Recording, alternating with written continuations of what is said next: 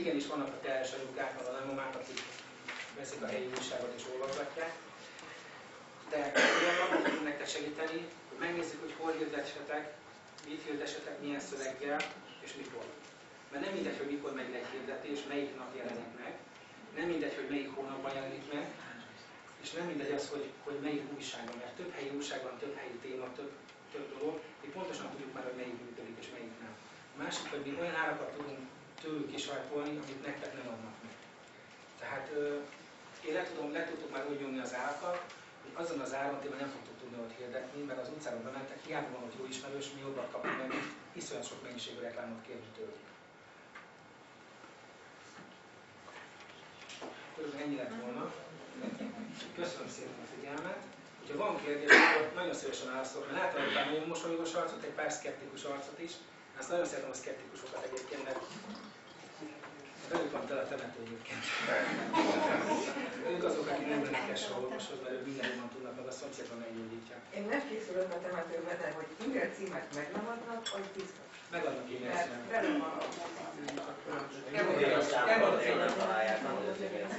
Itt az üzletben, amikor én beszéltem, megkérdeztem a hölgyet, hogy amikor a kislány, ez egy cipő volt, egy nagyon szép cipő volt, mit mond az emberek, amikor bemegy valaki?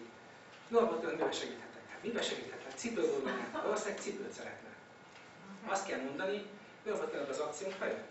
Megkérdezem, nem, Jézus, milyen akcióra? Most ért véget egy akció, leveszi a legdrágább cipőt, ezt a cipőt 50%-ért tudtuk volna adni. Nem az akcióra? Nem kaptam meg a hírlevelet? Nem kaptam meg. Megadná az e-mail címet? Természetesen.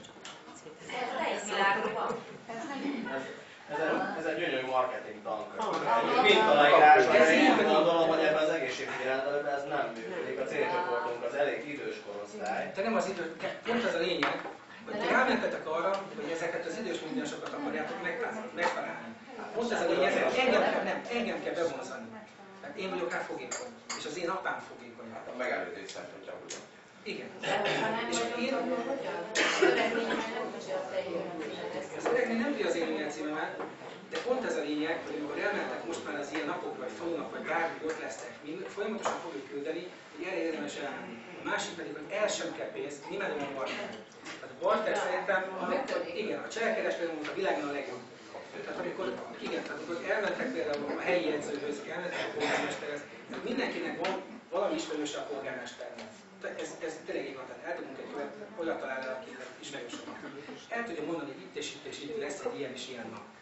Oda menni, te gyerekek, oda tudunk menni, egy pici standard, egy kis szonoterápiás. Gyere el, hozzad az anyukádat hozzánk, hozzad az apukádat hozzánk, és adunk neki egy ingyenes kezdőt.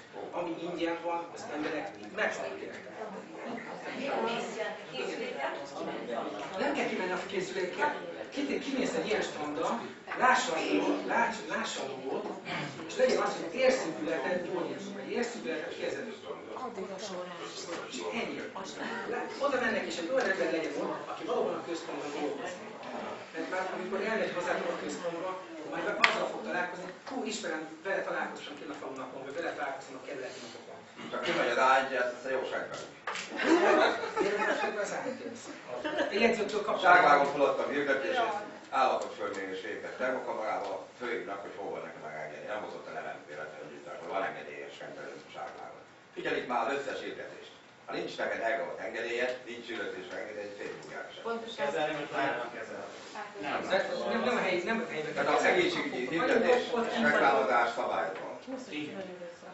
Csak úgy, mint az e-mail magánszemélyeknek az e-mail gyűjtése, ugyanis nem kérheted el illetve elkérheted, csak nem küldhetsz cégként semmiféle hivatalos anyagot magánszemélynek, csak akkor, ha ő nyilatkozik arról, hogy ő kéri a hírlevelünket. És úgy megyek a nénikéhez, hogy viszem a nyilatkozatot, hogy írja már alá, drága, meg küldeni akarok hírlevelet. Ott, amikor odaadjátok a formanyomtatványt, tehát én onnan tudom, nekem 320 000 regisztrált ügyfelem van. Én 320 000 e-mailt küldök ki egy héten kétszer. Ennek a 93%-a hírlevélre marad. Azért, mert olyan hírleveleket kapnak, ami fontos neki. Nem zaklatom, hogy most valami, tudom én, egy ilyen biztosítás, nem zaklatom, hogy most valami, tudom én, 3 tampon 2 forintért, hanem olyan e-maileket kap, és csak és kizárólag olyan híreket kap, ami neki fontos. És amikor az üzletben és nálatok a központban elkéritek az e-mail címet, egy olyan formanyomtatványra írja fel az e-mail címét, ami rajta van, hozzájárulok, hogy e-mail címet hírlevelet küldhet nekem, vagy megkereshet. Gajdos István, köszönöm szépen, már meg is van.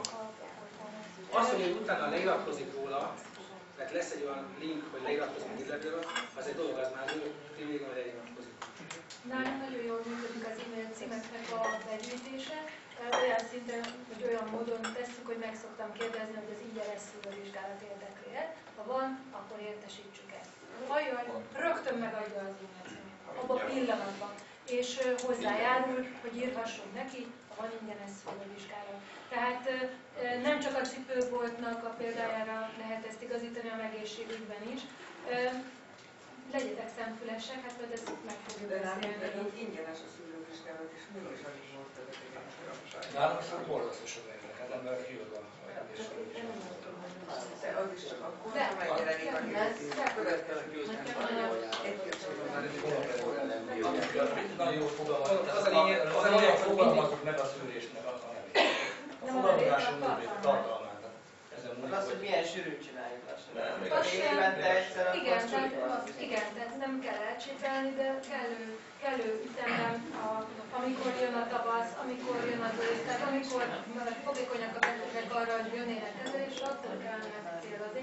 Ezt most bocsánat, csak közösszúrtam az e-mail címet. És a szűrővizsgálatból, mint a 10-ből 3, biztos, hogy fölmarad. Másnap sem. Hát lehet, hogy felsoroljunk ez az arány, idejében biztos nem. Nem, ez attól függ, hogy ha én csinálom, akkor tudjuk, hogy fölmarad. Másnál nem ilyen. Neked kéne kiállni ezt előbb. Én is megszeresen ismerem téged, mert én is olvasok páciensen. De egyébként ez nem lenne, vagy ez ismétlés a tudás apja, azt mondják. Hogy azok másodszor hogy tényleg jó lenne, mert ez segít De egyébként ez nem mert egy módsok lehetne csinálni a Lajossal.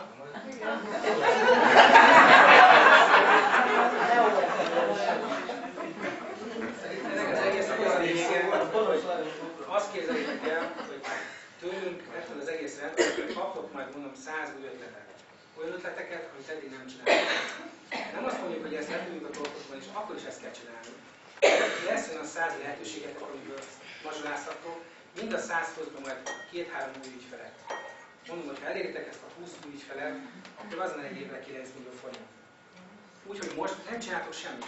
Tehát mindig azt mondom, én egy időben fundamentált próbáltam értékesíteni, és nagyon jó volt, amit mondott nekem az én főnököm, aztán nem tudtam csinálni fundamentát, mert szerintem ez egy állatfaj, aki ezt képes eladni.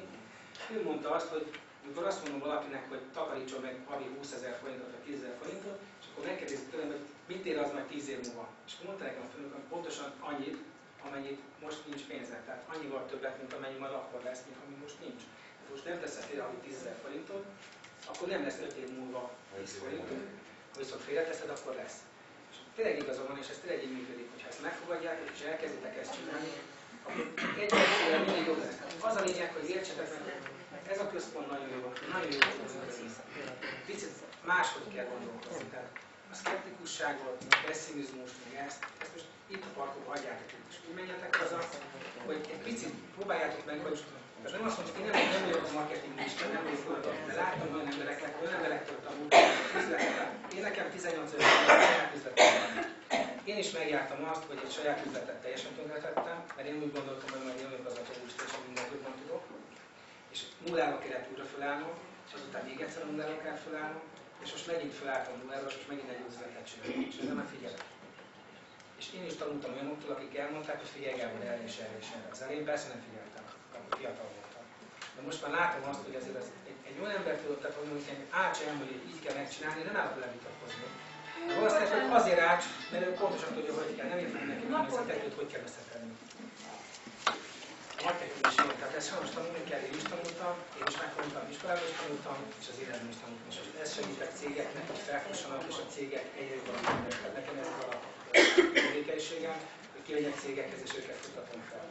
Tehát itt most központilag fogunk nektek segíteni, hogy minden egyes üzlet is. A másik, hogy itt van egy csomó névjegykártya, vegyetek belőle, itt hagyom, keressetek meg nyugodtan, nagyon szívesen adok mindenkinek tanácsot, és maradjunk kapcsolatban, mert az összes, ami most van bennetek, kérdés, és pessimista gondolat, és ez nem így fog működni, segítek, hogy szép lassan lássátok meg, hogy ez bizony meg lehet oldani. Tehát én nagyon szeretem, én pont azt mondtam ki, vagy én az optimista és a pessimista, a pessimista és az elkeseredett ember jobban nem szeretek semmit, tehát kihívás. Meg lehet változtatni. Az, aki azt mondja nekem, hogy hú, ezt tök, ezt így csinálom, nincs semmi. Tehát, mintha lenne egy ilyen kis kutya, hogy persze, hogy jövök oda megyek. Jó? De nagyon köszönöm szépen a figyelmeteket, és akkor most visszamagázódunk, akit eddig zavartok.